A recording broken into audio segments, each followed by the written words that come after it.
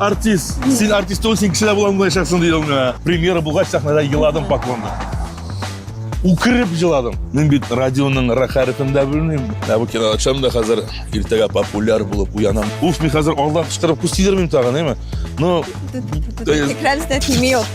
Nega siz ish o'rinimda tugildi? O'z umrimda birinchi topqir men uyda tekst yodladim. Tanqid ustuna tanqid. Qara ko'zlar yashlana. Biz soldatlar, biz qo'shqanni ishlaydigan kishilar. Ham shunday qaror qildilar. Sog'lashuvga. Selam, bu marshrutka proyekti. Birida singada, mengada yaxshi tanish shaxslar shahar bo'ylab yaratgan o'rinlarin, binolarin bir siz bilan erkanda yaratgan marshrutlarini ko'rsatalar. Aydagi chaqirilgan qonog'imiz bilan yaqindan tanishamiz, ham shahar bo'ylab sayohatimizni boshlab chiqaramiz. Bugun bizda qonaqda Tataristonning ot qozongan artisti, Tinchurin teatri aktyori, Bulg'ar radiosi olib borishchisi ham endi xarizma so'zining yuzi bor ekan, bu heshiksiz ul bo'lar edi. Ul Rustam Qaysilov. Salam. Salam Taliya. Esanmisiz?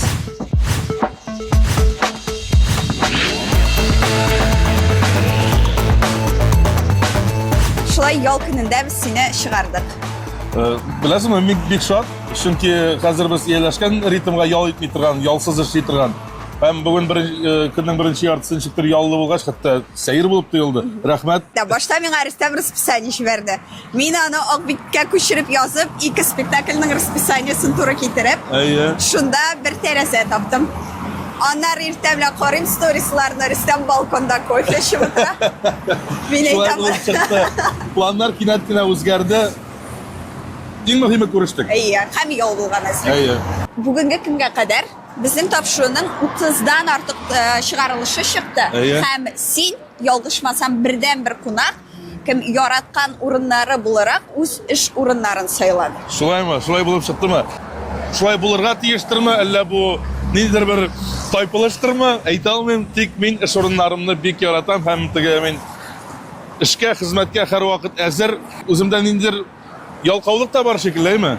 Nomina tub ishlarga, xizmatga kelganda yolqovliqqa o'rin yo'q. Biz endi odatda kishi yiqlaganda 6 da o'q boshlaymiz endi. Albatta 6 da endi xizmat ishlarda bor. Biz 6 dan ishimizni boshlaymiz. Unga qadar radio efirda. Anlaring o'zing aytmishli repetitsiyada, hozir Sing'orada tomonda turmush qo'yini ikishar premyera hazırlaymiz. Ikishar repetitsiya bo'la. Kishin spektakllar rahat. Ham biz bugun Gorkiy Uramuni 3-yurtda uchrashamiz. Ham bu Tinchurin teatrining eski binosi, hozir endi bunda rus tuzi o'rnashgan. Sog'inasizmi bu o'rinda? O'shandan da bu xabar chiqqachda bek og'ir bo'ldi, mingsu o'ylar bo'ldi. Hatto ko'z yoshlari shigar darajaga yetdik.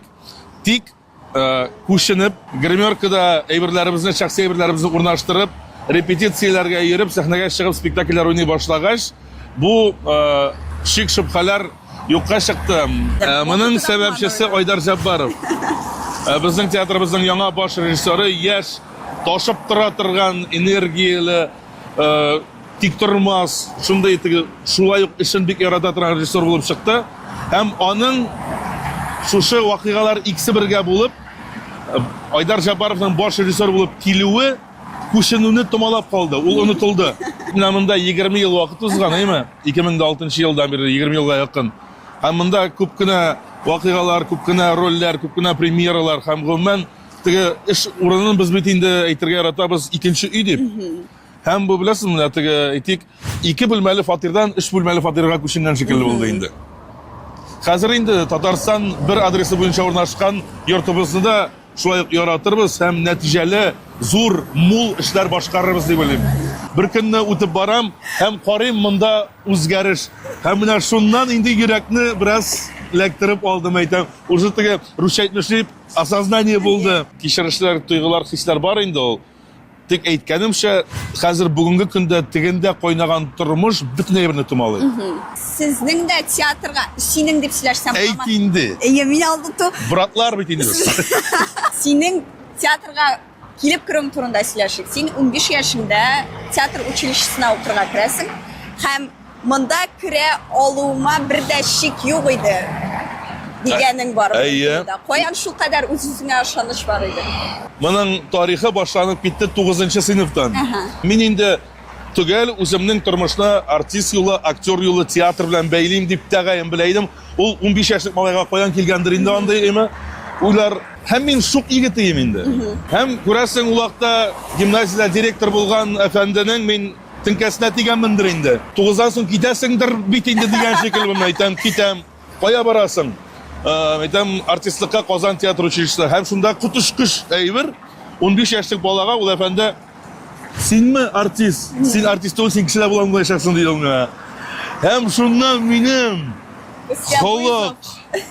холык ничектер вулкан атып, әйтәм, минме? Күрерсез әле дигән шикелле. Һәм мин Казан театр училищесына абитуриент булып килеп кергәндә, мин инде үземне укырга кергән студент шикелле тотып йөридем. Инде бөтенесе белән аралашып, өлкән курслар белән танышып, яхшы әзерләндем дип әйтә алмыйм инде. Шул кушкан әйберләрне өйрәндем. Анда шигырь, мәсәл, проза, җыр, бию һәм шул иң мөһиме теләк бит. Минем теләгем бик зур иде. Миңа кире юл юк иде. Шигем дә юк иде, бернинди кире алмасам дигән уйлар да юк иде. Һәм Аллага шөкер, менә шул Казан театр училищесына укырга кирип, аңарчы Камал театрына барган идек, спектакль карарга апам белән. Һәм анда без бер төрле спектакльне сайлап бардык. Ә ул көннең нидер сәбәпләр аркасында спектакль алышында һәм анда сөяркә спектакль булды. Анда баш герой Илдар Зиннур улы Хайруллин. Һәм мин Казан театр училищесына абитуриент булып килеп, анда мастерның, устазның кем икәнен күргәч, мин инде эмоциялар кичердем дә, шул Илдар Хайруллин иде. Шулай итеп Казан театр училищесын тәмамлап, дипломнар алган көнне үк безнең Мария Васильевна дигән вакытта утыручы бер кырыс кына әбием бар иде. Һәм ул кычкыра: "Гайзуллин, телефону!" Бөтен театр училищесы яңгыратып. Мин шакаттым, миңа кем шалтырата икән дип трубканы алсам, бу яшьләр театры, бүген көндә Корея театры. Сәркәтип шалтырата. Нигә сез эш урынында түгел ди? Әйтәм, гафу итегез, аңламадым. Сез бүген эшкә килергә тиеш. Тора хәтта күзләр яшьләнә. Ансы салкыннан аның. Еламыйм мин. Но күз яшьләре якын мин елап. Без аны теге крупный план белән куябыз да сез анонста. Рөстәм Гайзуллин безгә килеп елап үз тарихын сөйләде дип. Һәм барбер тә аңлап бетерә алмыйм. Сез 4 кеше анда: Махмутов, Зиннатов, Гайзуллин, Камалова, 5 кеше. Һәм тан Светлана дигән кыз. Сез бүген эштә булырга тиеш. Мин моны курсташларыма барып әйтеп шаккаттырдым да, без алар да белмәйди. Белми. Без бишәү киттек. Ул вакытта Гладилов урамында урнашкан иде, яшьләр театрына килеп кердек. Ул инде үзе бер вакыйга, син күз алдына китереп кара, әле менә диплом алган гына яшь белгеч, инде кайда барып, кайда сугылырга икән, кая эшкә барырга икән дигән уйларга вакыт бирелмәгән түгел эш урыны бар. Һәм без килеп кердек тә, мин 3 ел шул труппада эшләдем. Һәм 2006 елда менә шушы Кәрим Тинчурин исемендәге Татар дәүләт драма һәм комедия театры актеры дигән исемне горурланып йөртәм бүген көнгә кадәр, Аллага шөкер. Якында гына бинага күчтек. Әйе. Күрше бина.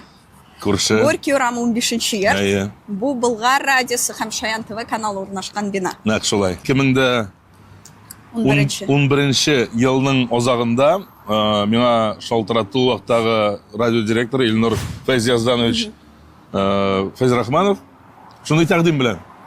Мин 2 дә уйламадым, ризалаштым. Тик аннары телефон трубкасын куйгач, нишләдем мин? Мин бит радионың рәхәрефен дә белмим, радионың ишегенең кайсы ачылганын да белмим. Һәм гомумән ул һөнәрнең, ул бит инде аерым бер һөнәр, нәрсә икән, хәтта күз алдына китереп уйланып та караган юк иде. Тик Аллага шөкер, җайлап кына керешеп киттек. Һәм менә инде 2012 елның 2 гыйнварыннан туры эфирда.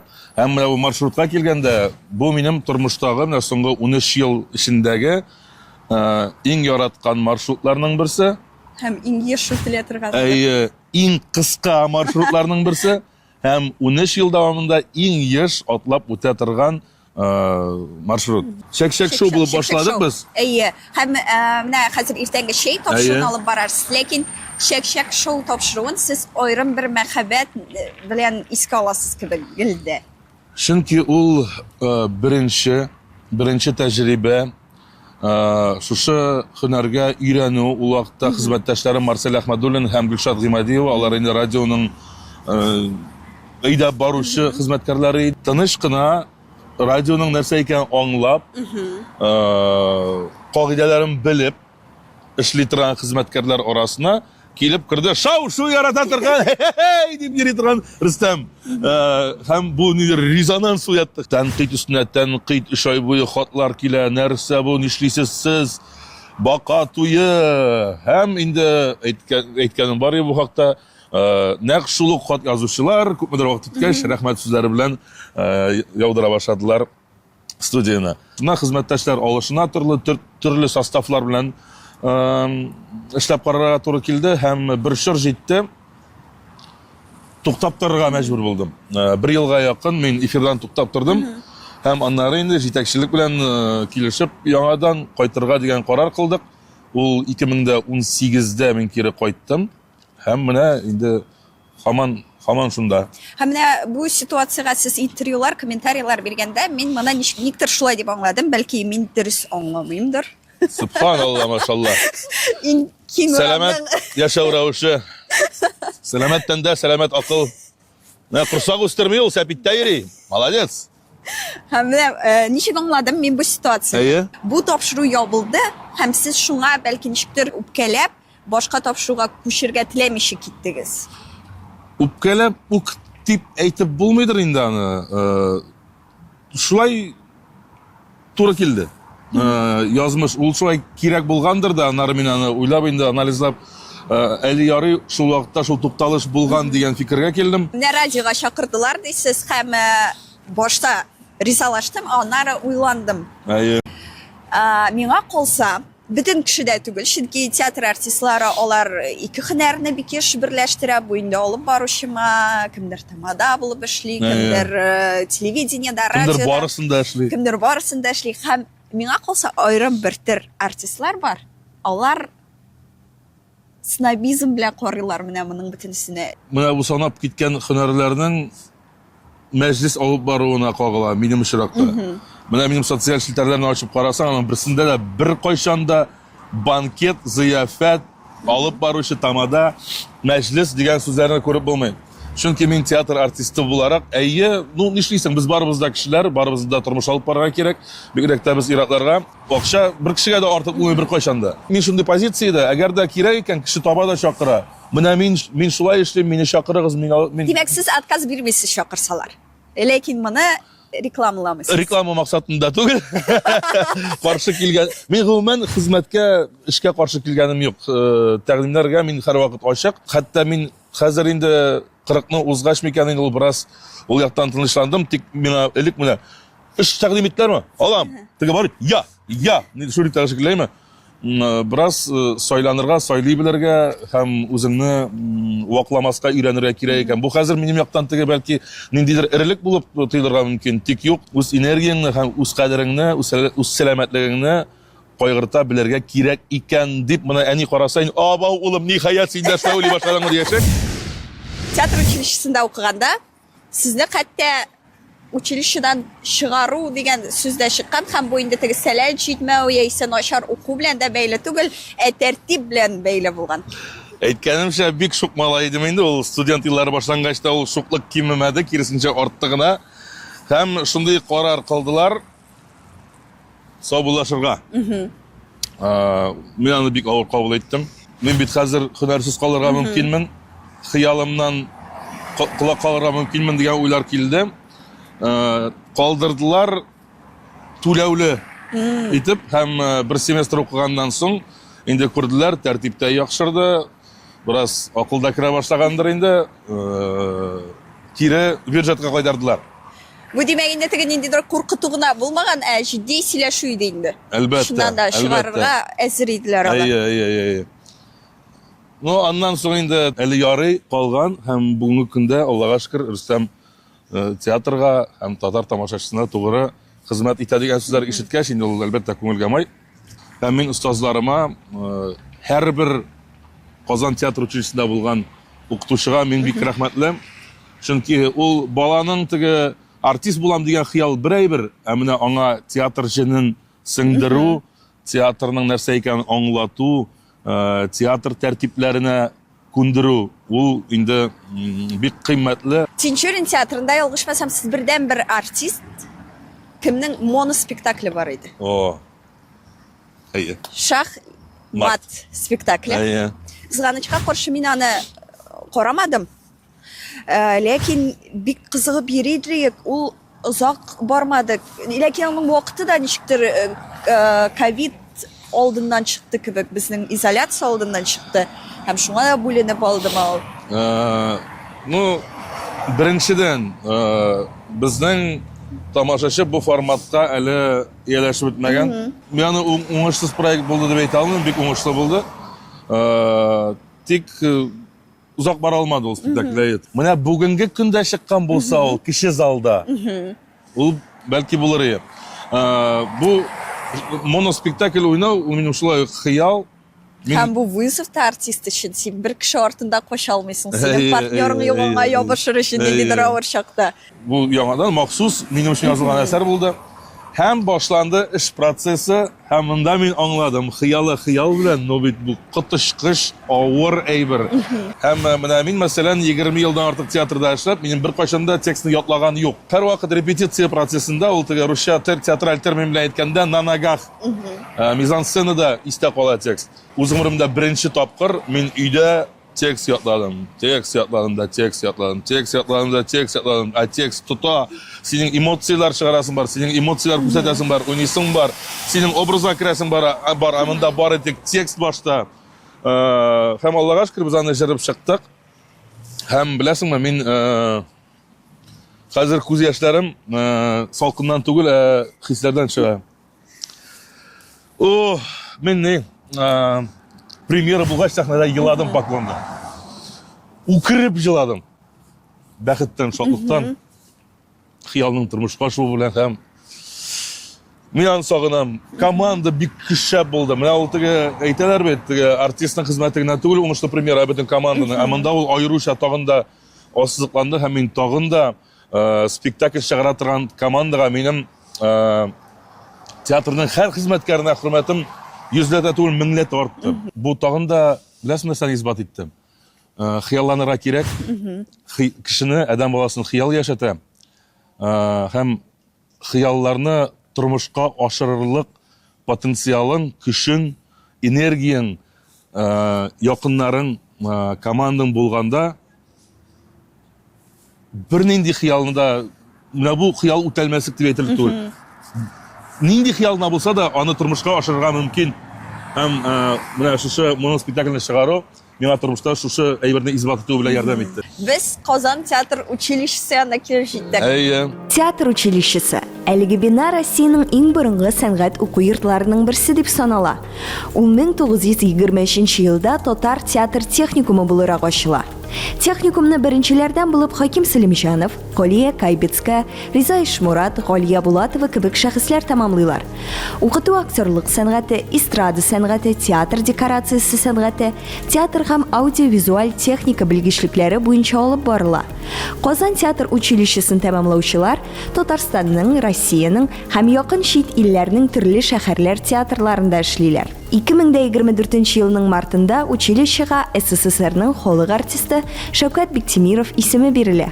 Монсы шулай ук тормыштан аерым бер 4 еллык бер мизгел шикелле генә үткән хатирәләргә бай географик урын. Һәм беләсеңме, менә хәтта хәзер басып торганда теге флешбеклар. 15 яшь, 16, 17, 18. Минем тормышыма зур йогынты ясаган урын. Бу теге коры бина гына түгел. Беренчедән ул минем һөнәр, икенчедән ул минем гаилә. Чөнки тормыш шәшәгем Альбина белән без нәкъ менә шушы Казан театр училищесында таныштык. 15 яшьтә, хәтта имтиханнар барышында мин аны күреп, шук борынлы, җирән чәчле бер зәңгәр күзле кыз, все, шок, мәхәббәт. Бу инде монда шулай ук мин укырга керәчәкмен, бу кыз минеке булачак дигән. Монда да шик юк иде. Тик ул шикләр шәлпәрәмә килде. Бер килдем, ике килдем, артыннан йөреп карап, юк, кабул итми бит малай. Но без бик якын дуслар идек. Ул бит инде Дубияз кызы авылга кайтып китә ялларга. Мин Казанда Душанбе көнне менә монда кергәч тә монда бер банкетка бар, урындык шунда. Без шунда утырып, капма-каршы аралашып, ул миңа сөйләйде бөтен авылда булган вакыйгаларын, кем узатканнарына кадәр сөйләйде. Беләсеңме, минем ишемдә вулкан, океаннар, цунамилар, әйме? Но мин тыңлап утырам. Күзенә карыйм да тыңлап утырам. Тишне кысып кына күрсәтәсе дә килми бит. Аның тарихы кызык тагын. Без Минзәләгә киттек практикага. Без целевой курс идек, без Минзәлә театрында эшләргә тиеш. Но без инде күбез бармадык, кызганыч. Минзәлә театрына сәлам. Андан элекке директоры Роберт Ава мәрхүм миңа бер 10 ел ушаклап, ну теге шаярып кына инде үпкәләгән булып йөрде. Тәки килмәде, көткән идем дип. Киттек практикага, урнаштырдылар безне тулай торакка. Һәм анда бит инде местныйлар да әйтегендә, ул общагада яшәүчеләр, техникумның студентлары, егетләр в основном күбрәге. Тегендә инде, кызлар килде, бездә 9 кыз, тегеләр каранып йөри башладылар. Альбин миңа килде. Если что, син минем егет диде, китеп барды.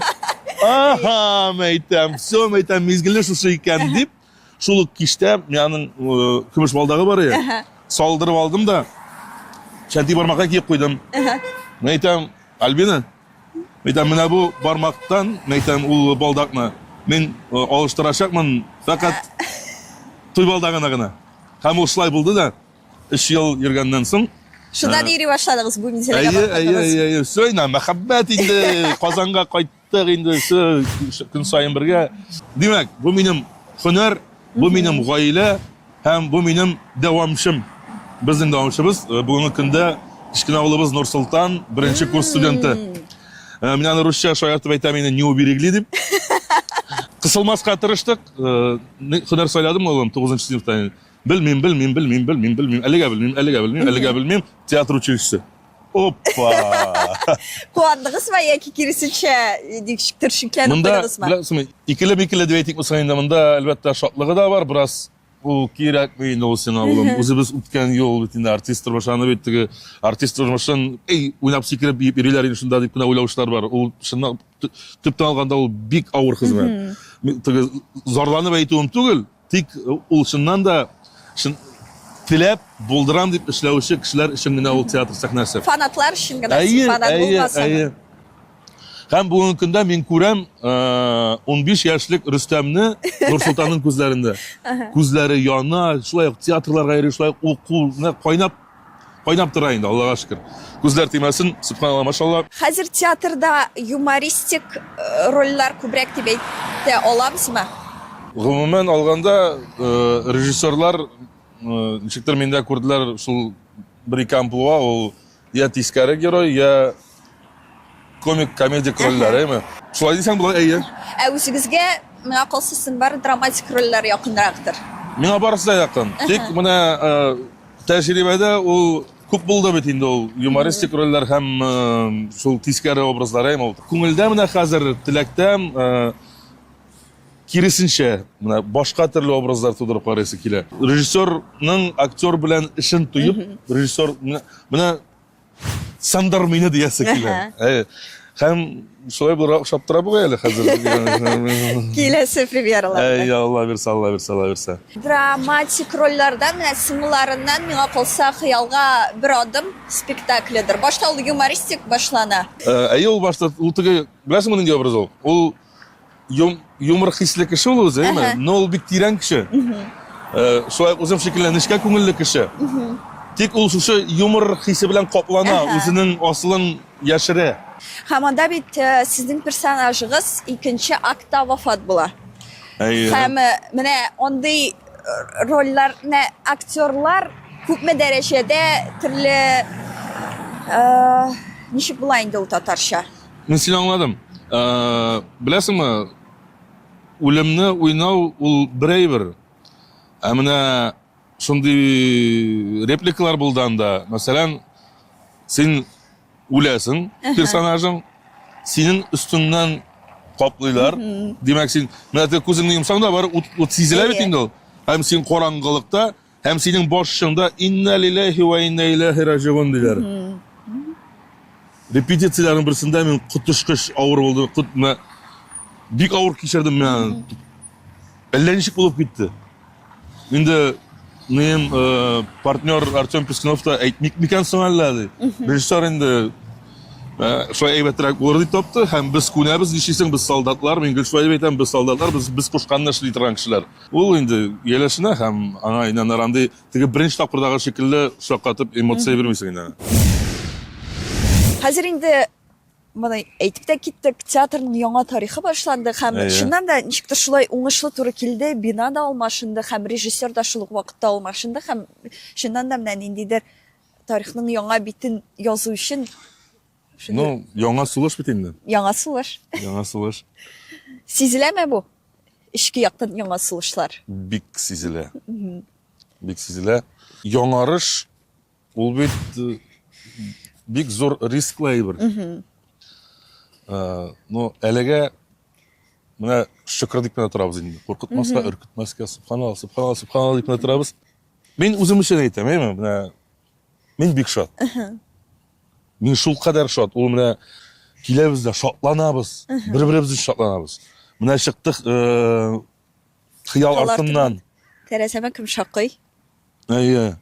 Хыял артыннан нинди мощный, нинди мюзикл. Һәм әйтәм, күрдегез инде хисле кеше. Мин спектакль буе елап утырдым. Көлә торган җирендә дә еладым. Җырлы җирендә дә, биюле җирендә дә җыладым, чөнки шул кадәр шатландым театрыбыз өчен. Шул кадәр шатландым артистларыбыз өчен. Бүтән артист шунда катнашкан, үзенең мөмкинлекләрен ничек күрсәтә алды. Монда ничек Жаббаровка афәрин дибесең инде, Менә беләсеңме, минем хәзер хәтерләм ничәнче ел булгандыр ул, ну, Тантана премиясе. Һәм Искәндәр Хәйруллинга иң яхшы ир-ат роле өчен Тантана премиясе бирделәр. Һәм шунда Искәндәр бит әле ул, Искәндәр Хәйруллин, халык артисты, төрле режиссерлар белән эшләп, төрле образлар чыгарып караган гениальный актер. Һәм шунда соңгы сүзләр әйтте. Айдар әле вакытта япь-яшь. Я желаю каждому актеру поработать с таким режиссером, как Айдар Жаббаров диде.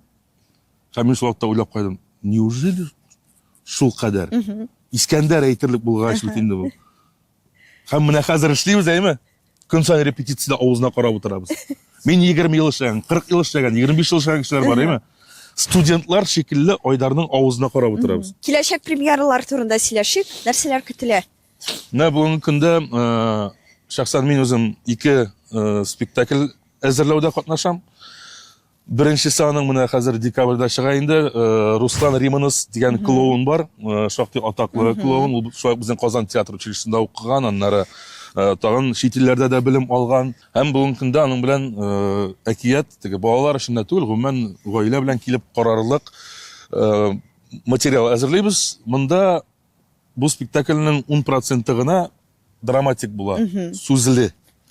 Калганны клоунада һәм пантомимада төзелә. Клоунада һәм пантомима һәм син хәбәр килде. Клоунада булачак. Әйтәм, мин дә андый сәләтем юк. Мин булмамдыр инде дигән уйлар. Һәм хәзер бит чат мессенджерда Распределение чыкты. Исемлек кемнәр катнаша. Машалла.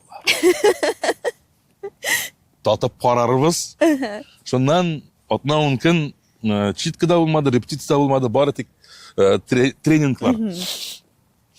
Һәм беренче көнне чыккач та ул сиңа биремнәр бирә, син менә теге гомумән сәләтсез, сәхнәнең нәрсә икәнен белмәгән, сәхнәгә гомердә чыгып карамаган бер бала шикелле тоясың үзеңне.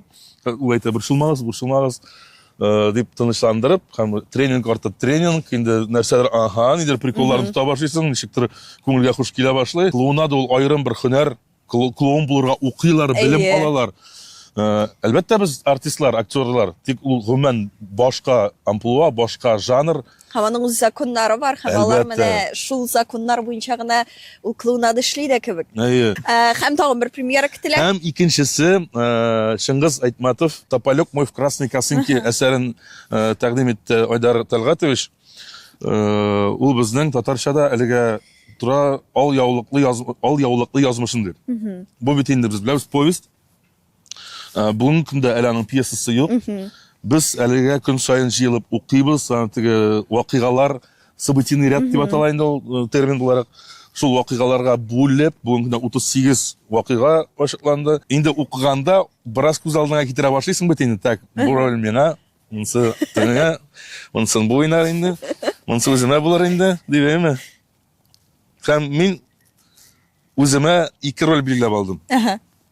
Айдар Талгатович әйтми, распределение ролей юк. Анда бар бер образ Жантай. Ул нәкъ менә тискәре образ. Әйтәм, шушы инде миңа. Точно, шушы минеке инде дип тыңлап утырам. Ну, бирсәләр, эшлисең инде кая барасың, яратып, теләп эшлисең без.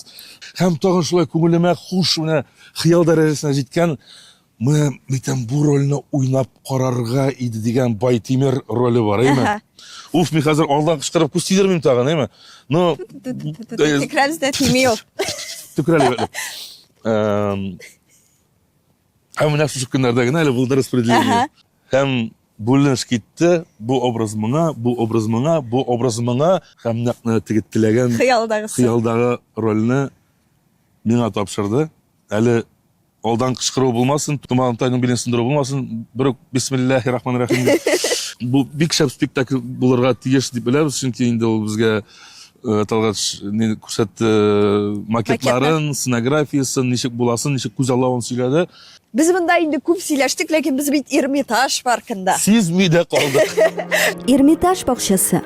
Эрмитаж бакчасы Казан шәһәренең тарихи үзәгендә Шапов, Некрасов, Маяковский урамнары кисешкән калкулыкта урнашкан парк.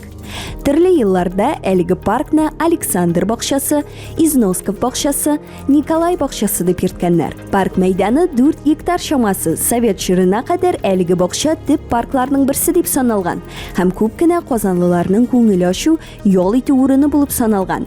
Әлеге бакчада күренекле шәхес Федор Шаляпин җырларга яраткан. Даими рәвештә Сәлих Сайдашев оркестры һәм башка артистлар һәм коллективлар чыгыш ясаган. Паркка керү аркасы очрашулар ноктасы булып саналган. Әйе, бу урын ничек кадерле, ничек яраткан урын. Шул ук хатирәләр инде. Казан театр училищесында укыганда, анда бит инде беләсең, аның артында Летской сад бар, әйме? Без анда да яш күбрәк анда инде тәнәфес сайын булса да хавыксызларга чыгып керә идек. Һәм безнең монда физкультура дәресләре уза. Һәм монда еш кына төшкәле идек, вакыт күбрәк булганда инде. Теге арттагы паркка чыга идек тәнәфес вакытында, монда инде берәр сәгать буш теге окно дип әйтәләр, инде буш вакыт булса, монда чыга идек. Менә әйләнеп йөреп кенә. Ничектер аралашып, җиргә сузылып утырып, үләнгә сөйләшеп утырулар, үзенең аерым бер рәхәт мөхите бар аның. Маршрутыбызның соңгы ноктасы Татарстан бер урамы дип әйтсәк дөрес Бүгенгә булмас. дигәле сонда. Бүгенгә. Кобан күле яр буе. Ни өчен күл шулай атала? Аның Кобан белән бәйләнеше бармы? Аңлатмасы буенча берничә караш бар. Бу урында куе куаклыклар булган. Анда бик күп кыргый кобаннар йөргән. Ерак заманнарда Казан ханлыгы булмаган һәм хәтта татарлар да татарлар дип аталмаган вакытта бу күлдә конкыш яулап алучылар һөҗүменнән соң соңгы Болгар ханы Кабанбәкнең улы серле рәвештә савыктырылган. Бу версияләрнең кайсысына ышанырга икәнен үзегез хәл итегез. Артистлар һәм хезмәткәрләр генә керә ала торган, күрә ала торган урын кебек. Әйе, беләсеңме, менә минем өйдә шундый бер урыным бар, әйме? Менә мин үзем генә кала торган, ниндидер иҗат итәргә булыша торган. Ул минем балкон өйдәге. Минем анда тора кичкенә генә өстәл, утыргыч, һәм менә бу бинага күченгәч тә менә шушы урын шулай балкон шикелле бит инде, әйме? Һәм элек мин хәтерләмим, әллә игътибар иткән булмаган, минем монда чыкканым юк шикелле. Камал театры булганда бит инде монда килә идек, спектакльләр карарга да, анда хезмәттәшләр кунакка чакырса мәсәлән. Үзем өчен ачтым бу урынны. Мин иң элек эшкә килүгә иртә белән лимон кисеп, кара яндырып чәй ясап, шунда чыгып басып, Кабан күленә карап, монда куям да чашкамны, чокырымны, һәм шунда чәй эчә, уйланып, нидер образ чыгару турында, мәсәлән, режиссер куйган максатларны уйлап, ничектер менә шу урын ярдәм итә. Күл ярдәм итә шикелле миңа. Һәм сез рәссамның социаль челтәрләренә язылган булсагыз, сез бу урынны еш күрәсездер һәм анда кадрда чәй, күл, үрдәкләр һәм без. Һәм рәхәт. Һәм рәхәт. Менә спектакльләргә дусларга, хезмәттәшләргә, спектакльләргә килгәндә дидегез, еш йөрисезме башка театрларга? Кызганыч яш йөреп өлгереп булмый. Кай вакыт менә ул теге бөтен кешегә хас әйбердер инде ул. Өйгә кайткач, әгәр дә кишең буш икән, инде чыгып китәсе килмәячәктер. Яшәрәк вакытта гел өйдән таю ягын карый идең. Каядыр һаман нәрсә барып, тегесе, монсы, кураж. Хәзер ничектер шул яшь белән дә бәйледерме инде күбрәк өйдә буласы килә. Ә болай йөрергә тырышам инде әлбәттә Кариф театрына, чөнки анда минем тормыш яшәгем Альбина хезмәт итә. Һәм аның премьераларын һичшиксез карарга тырышам инде. Минем Альбина менә соңгы елларда яңа яктан ачыла башлады актриса буларак. Бөтенләй башка образлар, рольләр. Мин бик шат тормыш яшәгән өчен. Барыбер бит артистның, актерның уңышы режиссердан да тора. Менә вакытында Да, син алып. Режиссердан тора. Сәләттән дә тора, нидер тырышлыктан да тора, ләкин режиссер күреп алып нәкъ бу рольгә ала, бу спектакльгә чакыра икән. Һәм үз режиссерың дигән шундый сүз тезмәдә бар. Сезнең үз режиссерыгыз булдымы тормыш юлыгызда? Труппада сәләтсез актер юк. Барысы да сәләтле. Менә бүген искә алган Тәслимә Хәләфовна әйтә иде, артист тормышы куласа. Бер әйләнә, бер баса. Син аның тәгәрмәчнең я өстендә, я астында. Менә икесен дә күтәрә белергә кирәк дип өйрәтә безнең Тәслимә апа. Инде режиссерга килгәндә бик зур өмет бүгенгесенә. Әлбәттә, күп режиссерлар булды. Алар барысы да үз режиссерлар, чөнки алар сиңа ышанып роль тапшырган, алар синең белән эшләгән, алар тир түккән, син образ чыгарсын дип. Әлбәттә, менә безнең тамашачылар өчен кабул ителә. Ай, теге артист уйнап та карый инде. Ай, ничек тирән образ чыгарган бит ул. Ә бит аның иң элек режиссер сиңа салган урлыктан башлана бит ул. Һәм мин һәр режиссерга да рәхмәтле. Тик алар барысы да инде үткән заман дип әйтик, дәйме? Шәхсән минем өчен, минем карьерам өчен. Кем белә, әле тагын киләчәктә бәлки булыр. Тик бүгенге көндә менә мин актер буларак тулайым бүгенгә. Сез кинода да актив рәвештә төшәсез. Менә кинога бару максаты ул үзеңне яңа иҗат төрендә сынап караума, яисә танылу. Беләсеңме, минем бер кайчанда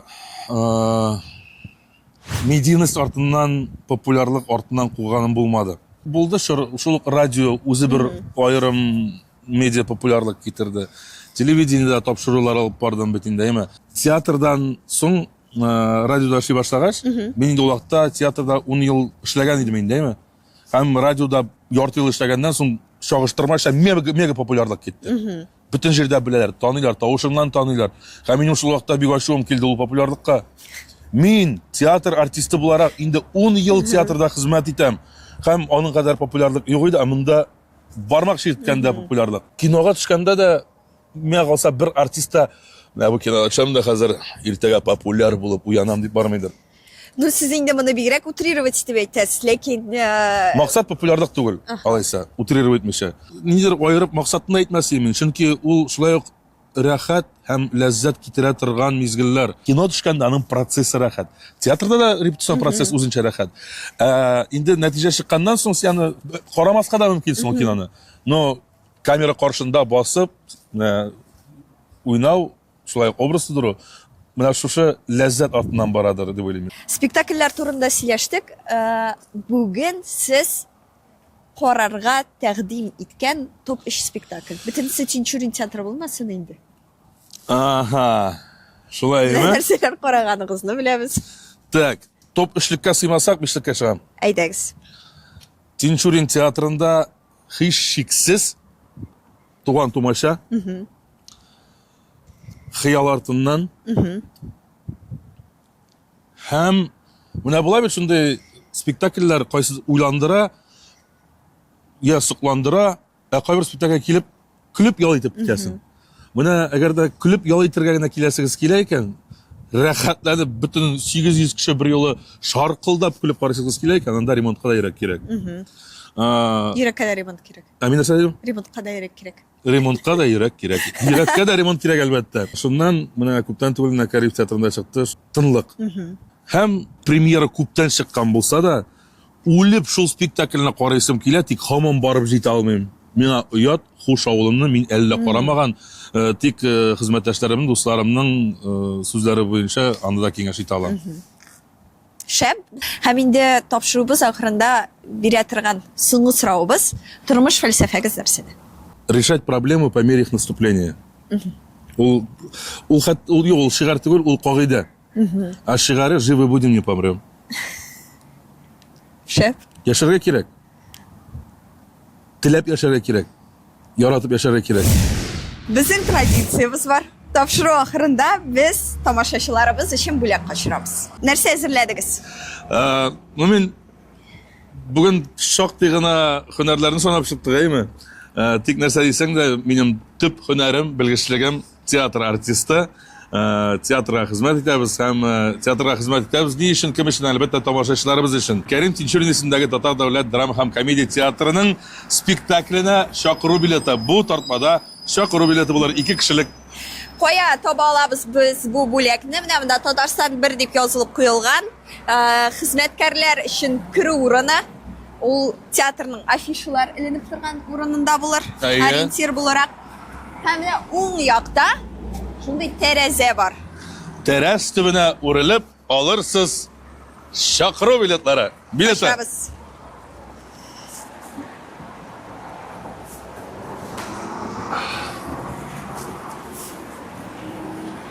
Менә шунда. Аннары отчет бирегез яме, языгыз. Әйе, безгә Алдык язып дип. җибәрегез. Без бардык. Спектакль ничек сезгә Тинчурин театры яңа бинада. Рөстәм, инде сезгә бик зур рәхмәт әйтәсем килә. Тагын сез дип башлады бу. Әйе, рәхмәт сиңа бик зур. Рәхмәт үзеңә, Талия. Бүген рәхәтләнеп йөрдек. Ял көнен менә бергә шулай итеп саф һавада үткәрдек. Һава сулап, иң мөһиме, кызлар белән йөрисең инде, малай. Рәхмәт бик. Рәхмәт.